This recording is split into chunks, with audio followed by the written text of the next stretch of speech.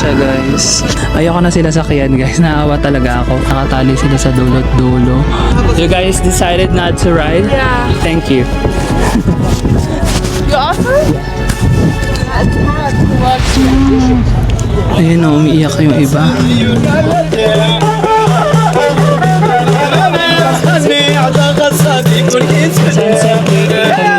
Hey! Kuskus yung kasama niya.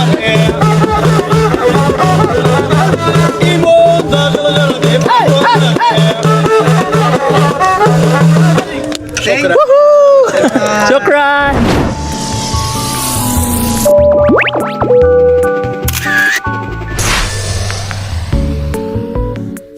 Hey guys, welcome to another vlog and good morning from Marrakesh. This is our 5th day here in Morocco. Hindi tayo masyado maaga today kasi 2:30 pa yung activity natin. We're gonna visit Agafay Desert. So meron pa rin dong desert camp, sunset, mga ATV, camel ride, at party. Tapos doon na din yung dinner from here Marrakesh to Agafay Desert. 40 minutes drive lang siya. Ngayon magbe-breakfast muna tayo. First time natin makakapag-breakfast dito sa Riyadh namin. So yun, let's go and check their breakfast.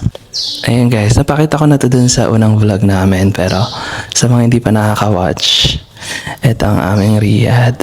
Tapos dito yung restaurant guys, diyan kami magbe-breakfast. So guys, ito ang aming breakfast. Meron kaming mga parang pancake. Tapos yung usual na kinakain namin na parang pita bread na parang pancake. Ito pancake talaga to. Tapos merong bread na matigas siya, parang cookie bread, pero mukhang salty to. Tapos yung laging partner ng mga tajin. Yeah. And then we have milk, different kind of jams. May 3 KB. Yogurt and orange juice.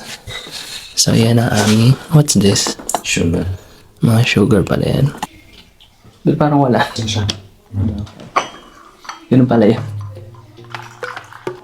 Yan guys, part of our breakfast, freshly brewed Moroccan coffee.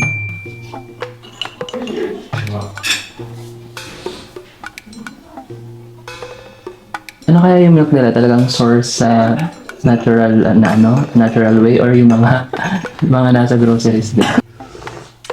Ang sarap. Ang tawag pala dito ay harcha. Ito ay bagrir, yung parang pancake. Tapos mesmen. Itong mesmen parang chewy siya at flaky. Yung parang normal na pancake sa atin. Ano bang tawag sa pancake sa atin? Hot cake. Yun, parang hot cake siya. And all of this guys. Even this, handmade siya. Dito gawa mismo sa Riyadh namin. Sila daw talaga gumagawa nun. Hindi sila bumibili from the outside. So taste this with the jams. Parang folded square siya. Di ba sa atin bilog? Sa kanya, folded siya na bread. Na pa-square. Tapos parang ilang layers siya kaya naging parang flaky. Ayan siya. Parang pareho lang din naman yung mga breakfast natin. Very western kasi ang pancake. Tsaka yung may mga jams. Pero iba-iba lang sila nung parang mga type ng bread. Sa English naman, mga scones, ganyan, no? Kala ko nga, explain ko siya as English breakfast. Tapos sinabi ko din sa nagsaserve, I wanna try Moroccan food. Sabi niya, oh, this is Moroccan. These are all Moroccan. Pero pareho lang yung way ng pag-serve ng breakfast. May butter and jam. Pero dun sila nakakaiba sa mga traditional nila, breads and pancake. Kasi sa America, meron ding jam and butter. Sa English naman, scones, mga ganun, diba? Yung salt bread. Sa kanila naman, bagrir, mesmen, at saka harcha. Kaya talagang full Moroccan experience tayo from breakfast hanggang lunch at dinner. Ay, tinan mo, stretchy siya. Hindi siya masyadong napuputol agad.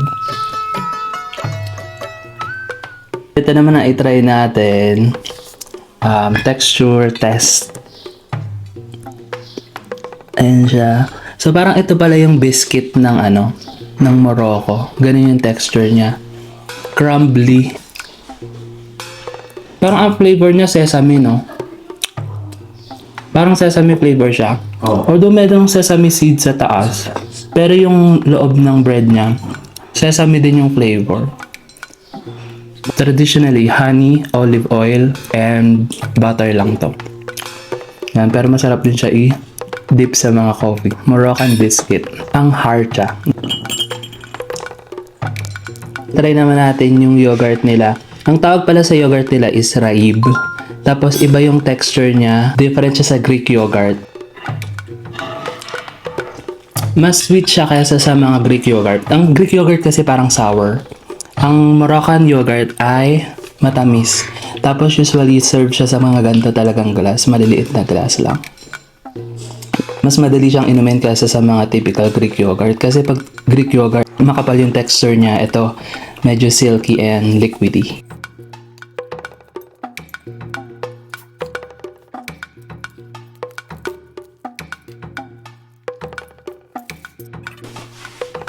Ano tayo? Ang tawag pala dito sa laging sinaserve sa amin tuwing order kami ng tagine ay cobs. Ito yung main nila na bread sa mga food. So instead na rice, cobs ang ginagamit nila. Tapos parang pang scoop na rin siya ng food. At super sarap niya kapag dinidip sa mga soup. Sa mga soup and sauce, yun pala, soup and sauce. Thumbnail.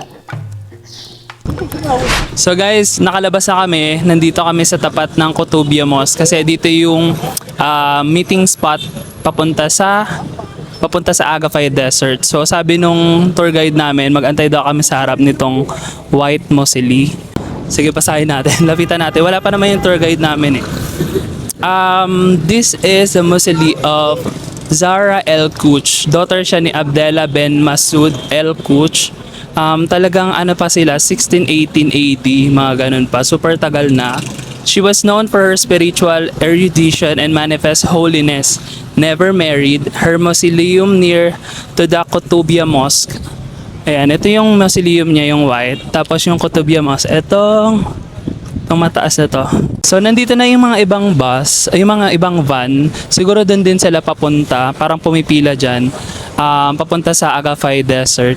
So parang 40 minutes lang papunta doon, mabilis nang nabiyahe. Hindi siya kagaya ng Sahara Desert na 6 to 7 hours, no? So malapit lang siya pero same lang yung vibe, parang desert, party sa gabi. Tapos may camel din, may camel ride din. Pero ako siguro hindi na ako magka-camel ride. Kasama yun sa tour package namin pero hindi ko na kaya mag-camel ride. Naawa na ako sa kanila. Na rin kami magdi-dinner. Matatapos yata siya mga 10:30 so baka 11 na kami makauwi dito. Hindi naman hectic yung tomorrow namin, no? Free and easy lang din namin yun. Hindi kami mag-a-avail ng tour. Kasi this time pupuntahan namin yung mga temples, yung mga aesthetic na spots para sa photos. At tignan din natin kung makaka-discover pa tayo ng ibang mga food na Moroccan food dito. Bukod sa tagine, kasi puro tagine na lang yung kinakain namin. Pero kagabi, nag Moroccan dessert. So, sa mga mura-mura lang kami bumibili. Kapag yung mga restaurant talaga, sobrang mahal niya. Pero pag mga local na parang karinderya lang, dun ka talaga makakamura. 30879. Ito na yung van namin, guys. Let's go! Ang dami na rin nakaabang. Hello!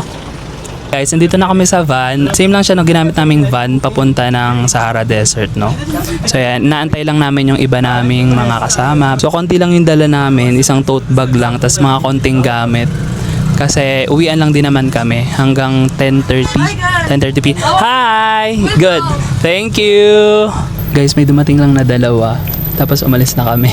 Ewan ko kung diretso na kami ng Agafay Desert or may dadaanan pa kami. Pero yan, paalis na kami. Let's go to Agafay Desert!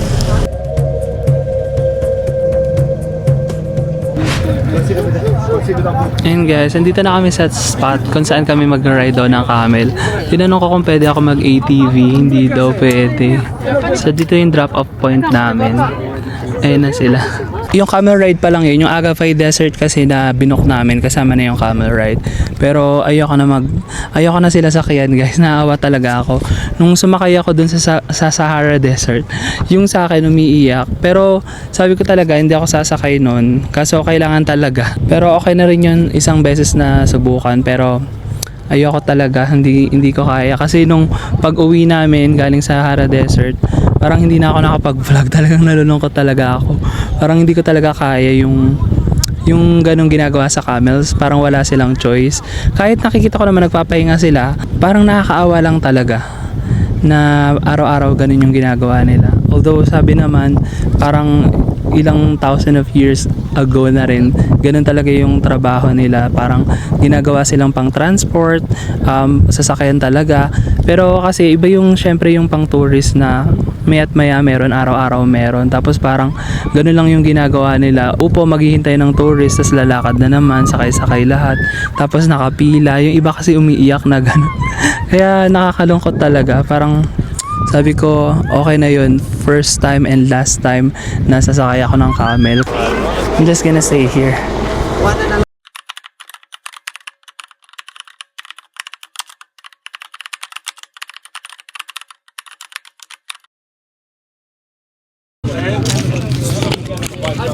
Ayun na sila eh. Ed!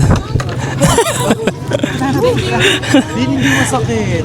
Super lambot. Hindi, ayoko talaga sila sakyan, Ed. Sorry, hindi ko na kayang sumakay. Hi. Sorry. Ayun o, pinapaupo sila. Tignan mo, parang they're being forced. Nakaganyan sila guys, tapos nakatali sila sa isa't isa. Parang human centipede gano'n. Tapos nag-aantay lang sila ng sasakay sa kanila.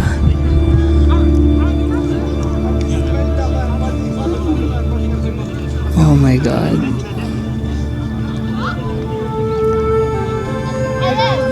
Sorry guys. Ayun o, ganyan ang life nila everyday. Nag-aantay ng tourist para sumaya. Para sumaya mga tao. Ganyan yung nararanasan nila. Oh my God, this is a Debbie Downer. Parang ang sad naman ng vlog. Pero yan kasi yung reality. Yan yung nararanasan nila for the amusement of people. Hi.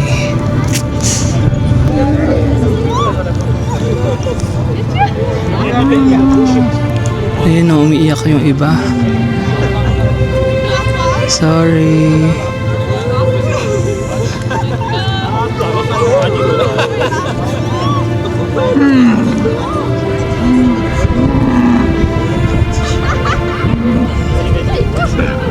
Ayun o. Umiiyak siya guys. Umiiyak yung naka... We don't want to go. We don't want. Red. Because of camels, a lot of animals. Sila din.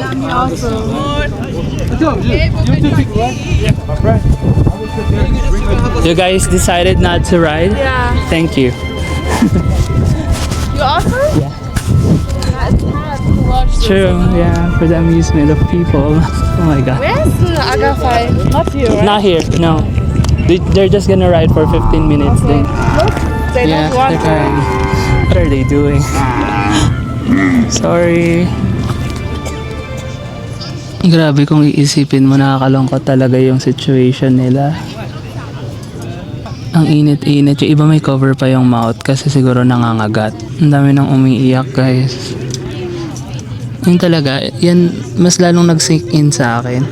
Kasi parang nung una, tinatry pa sa aming i-explain nung tour guide namin na wala lang kayo. Parang gano'n, you're nothing. Parang sabi sa amin, you're nothing if you're sad about the camels. Parang they're doing this for 1,000 years ago. Parang sanay na daw yung mga camels, ganyan-ganyan. Pero syempre, animals pa din sila na pino-force to do that. Oh my God. Nakakalungkot. Kaya nung pabalik na, parang kinokonsensya na ako. Parang sobra na akong kinokonsensya dun sa ginagawa namin. Kasi parang nagsisink in talaga sa akin yung nangyayari, na overthink ko yung nangyayari, na araw-araw silang nakapila na ganyan, nakatali, magkakaduktong. Ayan guys, magkakaduktong sila, nakatali sa dulot-dulo. Ayan guys, nakatali sila sa dulot-dulo. Wala silang magawa, hindi sila makaalis. Nag-aantay lang sila every time na may tourist, which happens every 30 minutes. Parang mas malala to kasi sa Sahara Desert, parang pa yung nila eh. Saan talaga yung nahihigaan nila. Dito kasi matigas na yung upuan, matigas na yung lupa.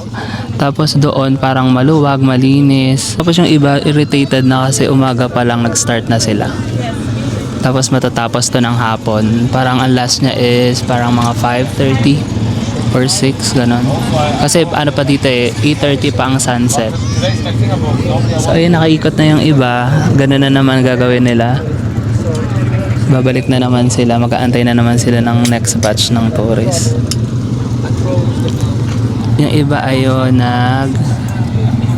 nag-ATV. Yan sana yung gusto kong gawin. ATV na lang ako. Pero hindi kasi yun yung nabook namin. Hindi pa kasi dito yung Agafay Desert. Parang ito lang talaga yung gagawin dito. Camel ride lang na 15 minutes. Tapos babiyahe pa kami papunta talaga sa mismong Agafay Desert. Doon na kami mag-aantay ng sunset at dinner. Tapos Moroccan party. Ganun. Sir, how does it feel torturing animals? Okay. Hindi siya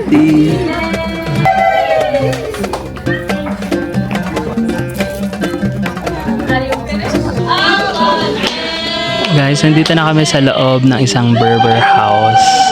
Ayan, ito yung next namin after nung camel activity. Tapos parang doon pinapa-experience nila yung Moroccan argan oil, yung making ng Moroccan argan oil na ginagawa ng mga Berber women. Yan, tapos binigyan na kami ng argan oil. Try natin. Ayun pala yung tea. So, hindi pa na siya argan oil. Ano kaya to? Siguro peanut. This is the tea. Excuse me. Honey, olive oil, and amlo. Amlo it's mixed with peanut butter, argan oil, honey. Okay. You have other languages in here? English? Okay. So I give you some tea. Thank you. And for the tea, guys, we call it the royal tea. It's mixed with herbs and also it's detox. Especially for the period.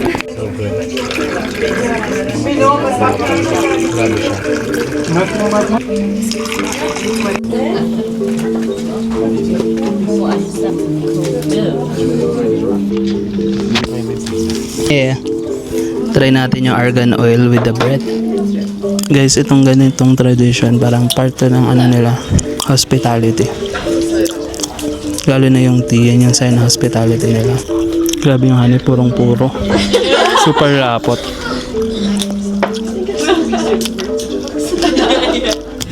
Ayun yung peanut, masarap. Yung peanut nila may kasama argan oil at saka honey. Kaya iba yung ano niya. Iba yung texture niya sa peanut natin. Ayun si Mahmoud, yung driver natin nun sa Sahara. Meron siyang bottle ng honey.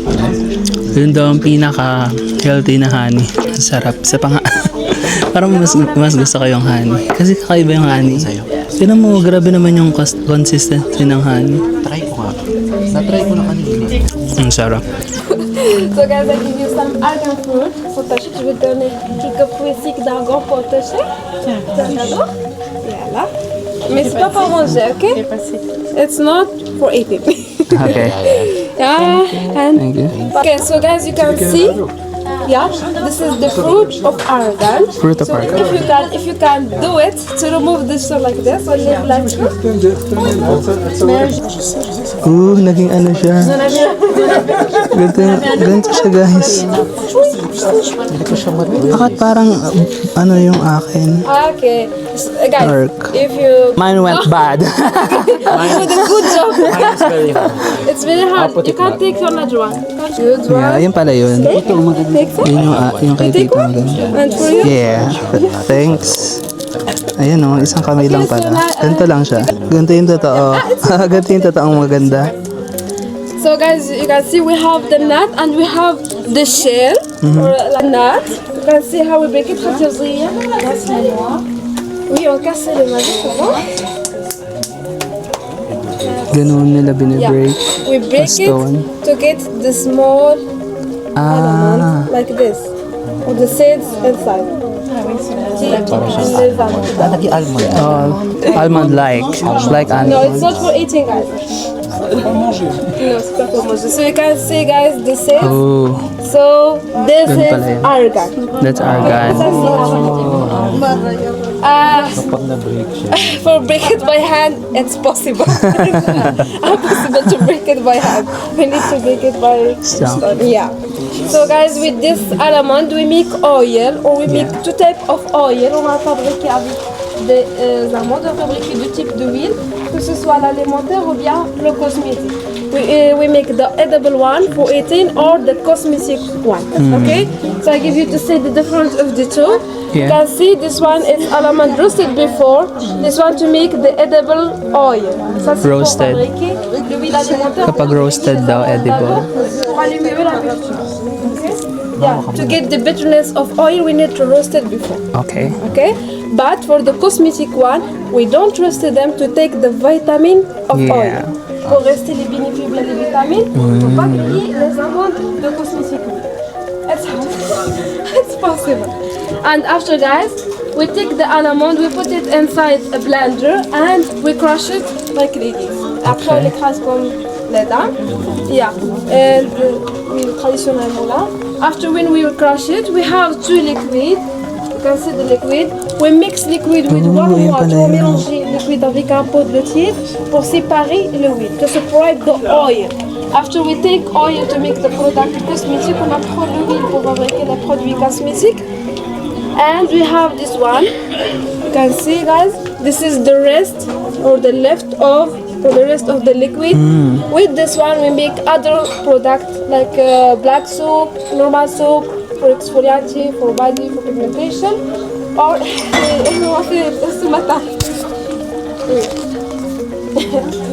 or the cream medicinal and other promotions.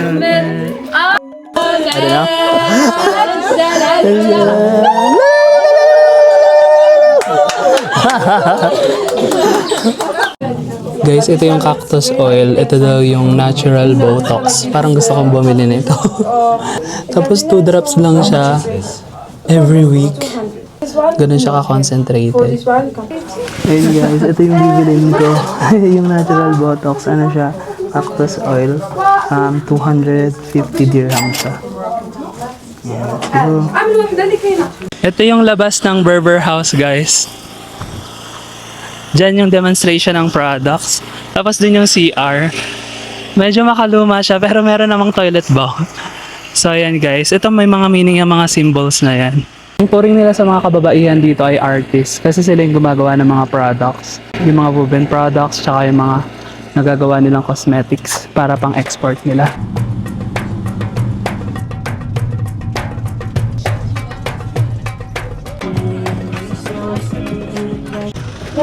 Guys, nandito na kami. So, dito na yung mga ATV. Tapos, meron pa rin ditong camel ride. At ito na yung papasok sa Agafay Camp. Yan, yung iba nag-overnight dito. Pero kami, ano lang, day tour lang kami. Ayan, birthday ni Edmar today. Kaya dito siya mag-celebrate ng birthday. Happy birthday! Ang ina-expect ko, parang may mga sand pa, ano. Wala na palang mga sand, pero ang tawag kasi dito Agafay Desert. Pero kung titignan mo naman, oh, nagkaroon na siya na kasi ng mga ano, ng mga leaves. Nagkaroon na siya ng mga grass at mga tree. Ayun na. May tumutugtog na doon. So dito kami magdi-dinner. Ano? Ayan siya guys. Sunset waiting kami dito. Wait kami ng sunset. So this is Agafay Desert experience. So dito kami nakaupo. Tapos nakaharap kami sa sun. Waiting for sunset. Ayan siya. So tingnan natin kung maganda yung sunset today. Kasi nung last time, hindi namin na-experience yung sunset sa Sahara Desert. Medyo ano siya, medyo konti siya. Ganun, hindi siya ganun ka-orange. Meron na kaming appetizer, yung Moroccan soup, yung parang arroz caldo na nagustuhan namin sa breakfast ng Sahara Desert. And then a basket of cobs. Ayan. Ito yung ano nila, main bread dito sa Morocco. Ito ang pang-scoop nila ng food o kaya ng mga soup. Ayan, itong soup nila na Moroccan soup, merong mga lentils, parang mga ganon, tapos chickpeas. Tapos ito, Ed, parang meron siyang ano ba, noodles ba yun? So yun no, yung mahabang yun no, parang noodles no, parang meron din siyang noodles. Na may rice na may chickpeas. It's a mix siya. Ang sunset today is 8:05 PM. So mga ilang minutes na lang. Mga 30 minutes na lang mag-start na yung sunset. Ayan, pero ang taas pa ng araw oh. Sana mag-orange siya no. Para ma-experience naman natin yung Moroccan sunset.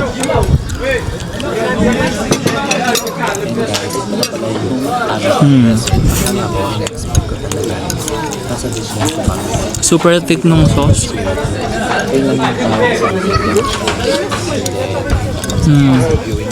Dumadami na yung tao. Pagdating namin dito, konti lang.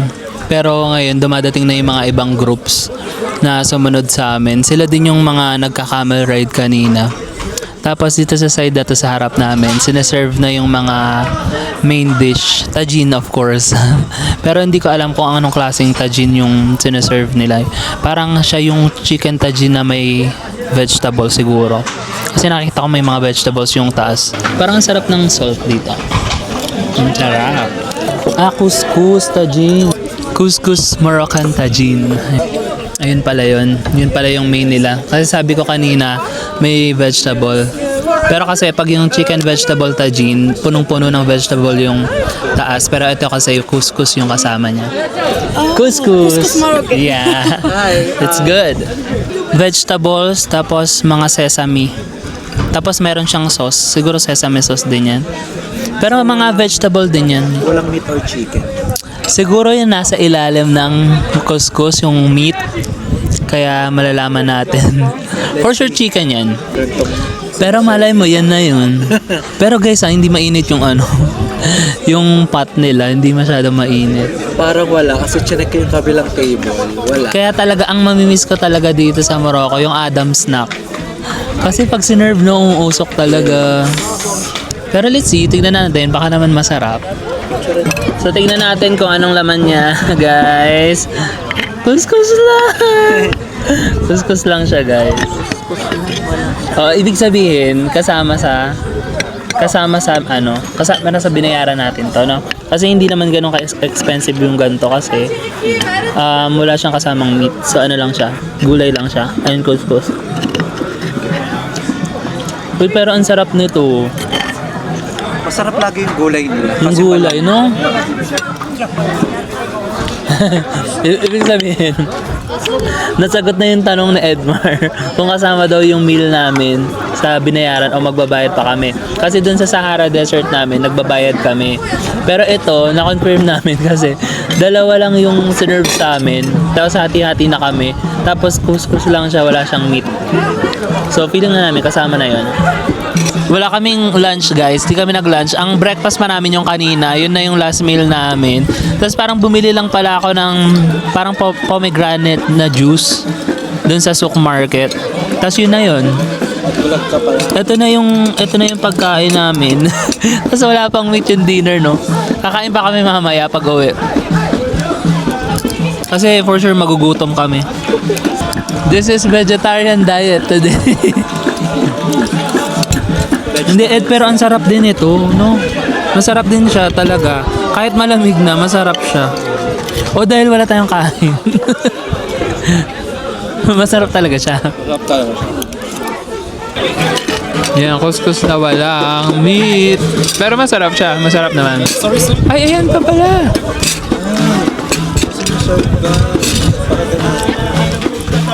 Meron ba pala? Chicken ba yan? Chicken siya, ayan mausok. Ayan ang vegetable tagine sa nerve. Tagi-isa pa pala, oh my god, Ed. Ito na yung gusto namin talaga. Happy birthday! Happy birthday, Ed. Guys, ito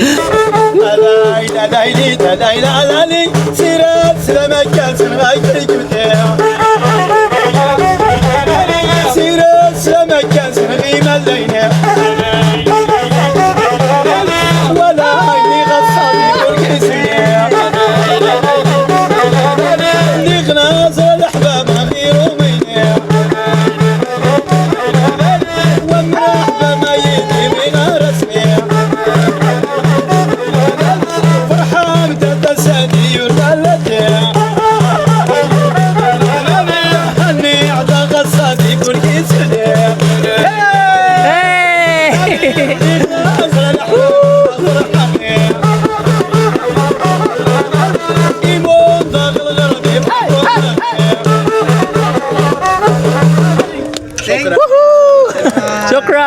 umabot sa celebration yung ano, yung pagkain namin. Parang may kumakain sa akin sa Viking. Kaya nga, para kinantahan sa ng happy birthday. Oh, sumasayaw-sayaw pa oh.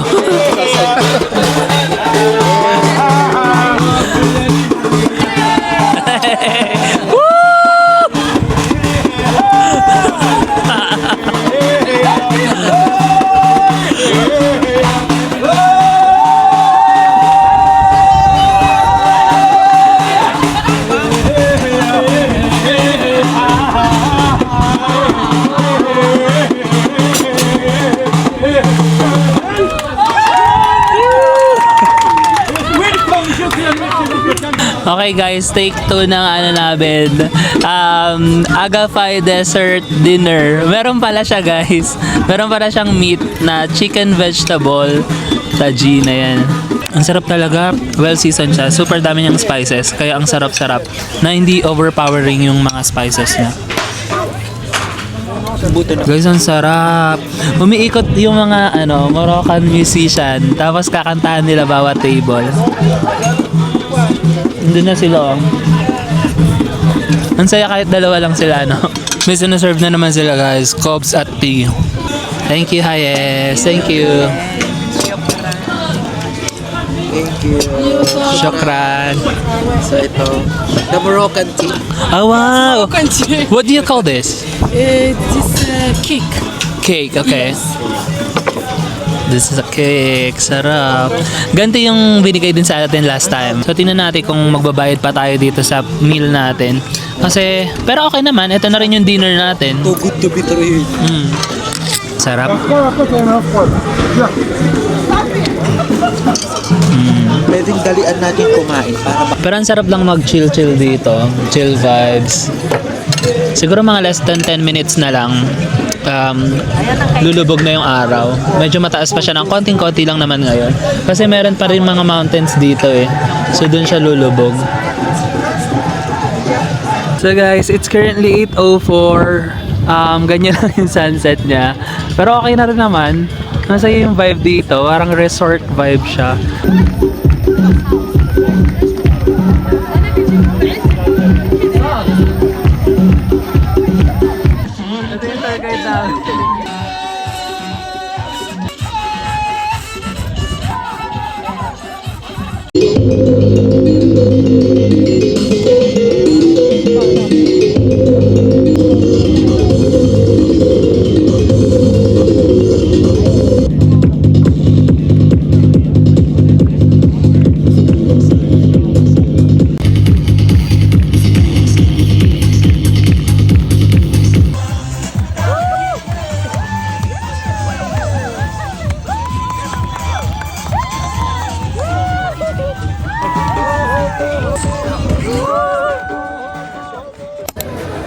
Guys, mga pasalubong dito mura.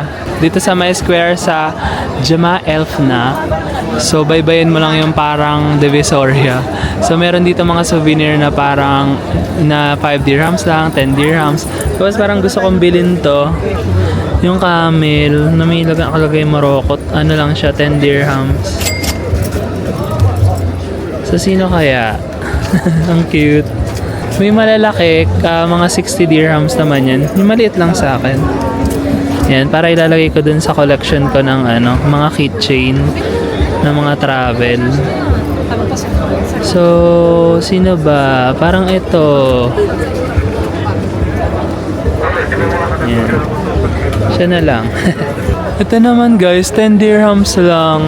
Ang ganda oh. Hindi na ako nagko-collect ng red magnet. Dati nagko-collect ako. Pero siguro iwi ko na lang to sa bahay. Ang ganda oh. Parang ito maganda or ito.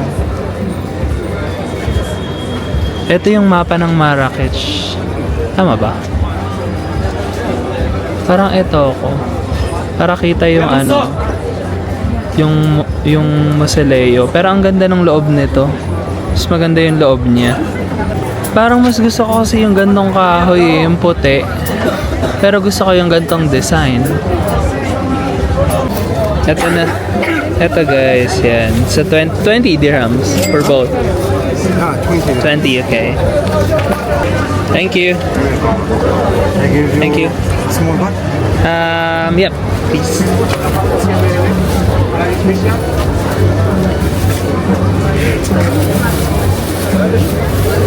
Thank you, brother.